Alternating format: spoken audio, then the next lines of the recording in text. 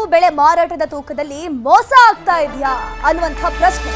ಕಬ್ಬು ಬೆಳೆಗಾರರಿಗೆ ಮೋಸ ಮಾಡ್ತಿದ್ಯಾ ಕಾರ್ಖಾನೆ? ಹಾಗಾದ್ರೆ ಶಾಸಕ ಯತ್ನಾಳ್ ಕಾರ್ಖಾನೆ ವಿರುದ್ಧ ಈ ಗಂಭೀರ ಆರೋಪ ಕೇಳಿ ಬರ್ತಾ ಇದೆ.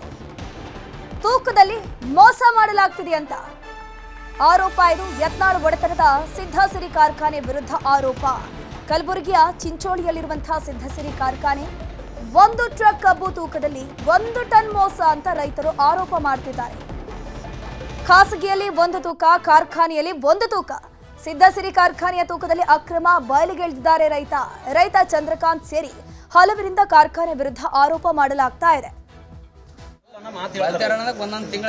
ಕಬ್ಬು ಬೆಳೆಗಾರರಿಗೆ ಅನ್ಯಾಯ ಆಗ್ತದೆ. ಅದೇ ರೀತಿ ಸೇಮ್ ಇವತ್ತು 2 ಕಡೆಗೆ ಆಗಿದೆ. ಇದು ಸಿದ್ಧಶ್ರೀ ಎಥನಾಲ್ ಕಾರ್ಖಾನೆಯಲ್ಲೂ ಕೂಡ ಸೇಮ್ ಅನ್ನ ಕಂಡು ಬಂದಿದೆ. ಅವ್ರಿಗೆ ಒಂದು ಸ್ವಲ್ಪ ತೂಕದಲ್ಲಿ ಡೌಟ್ ಬಂದಿರೋದ್ರಿಂದ ತಕ್ಷಣವೇ ಹೋಗಿ ಬೇರೆ ಇದರಲ್ಲಿ ಫ್ರೆಂಡ್ಸ್ ವೇ ಬ್ರಿಡ್ಜ್ ಹತ್ರ ಕಟ್ಟ ಮಾಡಿಸಿದಾಗ ಅಲ್ಲಿ 34 ಟನ್ ಬಂದಿದೆ. ಅವ್ರ ಫ್ಯಾಕ್ಟ್ರಿಯಲ್ಲಿ 33 ಟನ್ ಬಂದಿದೆ. 1 ಟನ್ ನೇರಾಗಿ ಹೊಡೆದ ರೈತರಿಗೆ ಬರೆ ಎಳಿತಾ ಇದ್ದಾರೆ, ಮೋಸ ಮಾಡ್ತಾರೆ. ಅಂಥವ್ರ ಮೇಲೆ ತಕ್ಷಣವಾಗಿ ತನಿಖೆ ನಡೆಸಬೇಕು. 14 ಎಕರೆ 20 ಗುಂಟೆಯಲ್ಲಿ 16 ಲಾರಿ ಹೋಗ್ಯಾವ ಸರ್. 16 ಲಾರಿಯಲ್ಲಿ ನಾನು ಮಾಡಿರ್ತಕ್ಕಂಥ ಲಾಸ್ಟ್ ಮೂಮೆಂಟಲ್ಲಿ 2 ಗಾಡಿ ಲಾರಿ ಕಾಟ ಮಾಡಿ ನೋಡಿದಾಗ ನನಗೆ 1 ಗಾಡಿಗೆ 1 ಟನ್ ಎವರೇಜ್ ಕಮ್ಮಿ ಬಂದಿದೆ. ಹಾಗಾಗಿ 16 ಗಾಡಿ ನಾವು ಟ್ಯಾಲಿ ಮಾಡಿದಾಗ 16 ಟನ್ನು ನಮಗೆ ಕಮ್ಮಿ ಬರ್ತಕ್ಕಂಥದ್ದು ಸರ್. ನಾನು 1 ಟನ್ ಅವ್ರ ಕಂಪ್ನಿಯವ್ರು ಮತ್ತೆ ಫೋನ್ ಮಾಡೋದು ಇಲ್ಲ, ಅಲ್ಲಿ ಮಾಡಿರ್ತಕ್ಕಂಥ ತೂಕದಲ್ಲಿ ಏನಾದರೂ ವ್ಯತ್ಯಾಸ ಇರ್ಬೋದು.